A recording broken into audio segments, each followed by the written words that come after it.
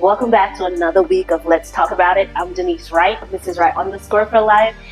Today I'm here by myself. Hubby out handling business, so I'm here today by myself. So let's talk about it.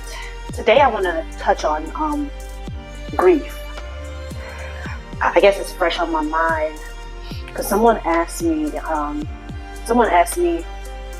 maybe a week ago or so, how am I handling losing my sister, well, my best friend, and my dad in the same year. And my response was, I'm not going to cry. I'm not going to cry today. I promise that I'm not going to cry talking about it.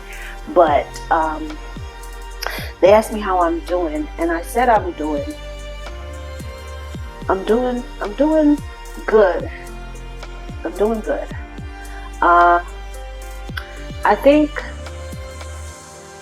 everybody process things differently, and everybody have their coping mechanism, and every day is different. Today I might feel happy and just going along, and just like that, you're back in the moment thinking about, is it real? Like how? Like it feels unreal, but I understand it's a never-ending cycle. I think it hit me more knowing that I will never see her again in this life, and I will never get those phone calls from my dad again, ever. So it's something to process, and if you continue to think about it, it will put you all the way back. You have to start all over again to process. Some of you guys might not know, but starting last year, 2023, I got a phone call from my sister's husband that she is dead, and I think, no, that's not possible. No, that's not real.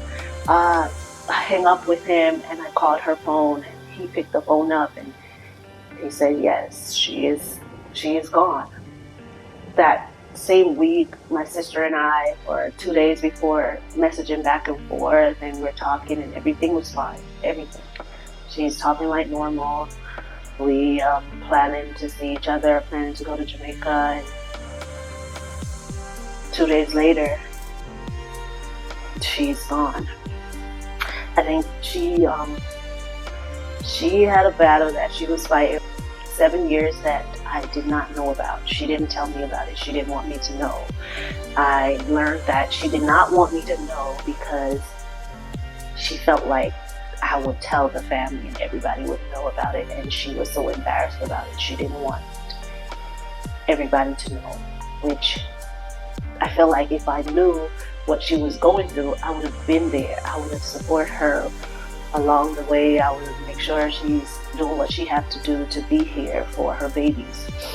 But every time I talked to her, she was fine. She talked like normal, always giving good advice, always, know what to say to me when I'm down and support me through whatever I'm going through. But she did not express to me what she was going through. So that's why I would encourage people to, talk to your loved ones, express to them no matter what it is, let them know what you're going through. You can't be too prideful, because again, there's somebody out there that could help you with what you are going through, or maybe somebody is facing the same thing that you are embarrassed about and not want to share. It don't have to necessarily be your family, but somebody that you could confide in, somebody that can let you know it's okay to ask for help. It's okay to express your feelings. You don't have to be too prideful. You can express what you're going through. So my sister was struggling with epilepsy, and I think this started happening after she gave birth to her second child. I learned after everything that it started happening after she gave birth to her second child. Well, hers would make her feel sleepy, and when she'll fall asleep, she'll have a seizure in her sleep. And when she do wake back up, she don't remember anything or remember anyone for a few days. So when she would get tired, it would just bring a tiredness over her, and she have to go to sleep because she can't fight it to stay awake, and that's how it will happen. And I guess she struggled with it for 7 years until January 2023, January 26, 2023. She's no longer with us. It's hard for me to talk about just because I just can't believe it. She was just 34. The youngest is 1 year old. It was one when this happened. But every day is a constant struggle for me to say it is real. I know it's a part of life. I think this happening make it so much easier for me to accept that everybody have to go one day. But please try to get as much help as you can. Reach out to people, love on your loved ones, let them know that you're there to support them no matter what it is. So that was that for my sister. November 8, I was on my way to Cancun, Mexico with my husband, still struggling with the loss of my sister. As soon as I landed in Mexico, my husband got a phone call, and it was my sister that wanted to talk to me. And she got on the phone and she said, Daddy's dead. I'm like, what? Dad? No, that's not real. I talked to him on Tuesday. Like, he was here. I talked to him on Tuesday. Yeah, he was in Atlanta. He was here. And, I was supposed to go see him. And I told him I was going to come and pick him up the Tuesday. And Tuesday morning. I talked to him on the Monday. So the Tuesday morning, I was supposed to go pick him up with the kids. And he messaged me and said that he had to go back to New York. So he's sorry that he's not going to be able to see me and the kids this trip. So, but next time. So Tuesday, he went back on the way out to New York. And Thursday, when I got to Mexico for my husband's cousin wedding, I got the phone call Thursday that he was hit crossing the highway. One car hit him and the other car ran him over. I was in disbelief. I was at the baggage claim and I just didn't know what to do. I just started screaming. Like, my husband was there trying to console me and like, okay, it's okay. And I just couldn't believe it. Like, just talked to him, he was fine. Like, how this happened?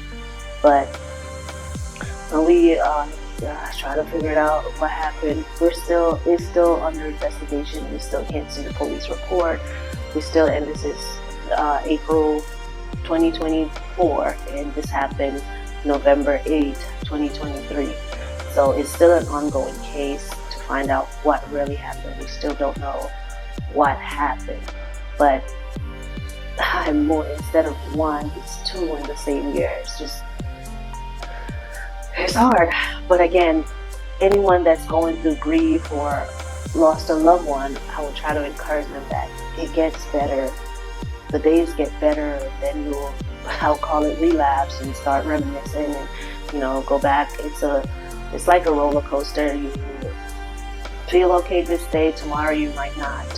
And I wouldn't wish it on anyone, but we have to also understand that this is a part of life. And when you go through things, it makes you stronger. It makes you be able to handle whatever God throw your way, because if it wasn't the will of God, it wouldn't have happened. So that's what's getting me through, and remembering everything, all the good times, remembering everything that you did with that person. But I just want to encourage somebody today that's going through it that it gets better, and you learn to live with that void and embrace all the memories that you have with that person. So, it will get better, but when you're going through it, I'm not going to say it's easy. I can't tell you it's easy. I can't tell you it's a pain that will go away and never come back. No, because my mom passed away in 2000.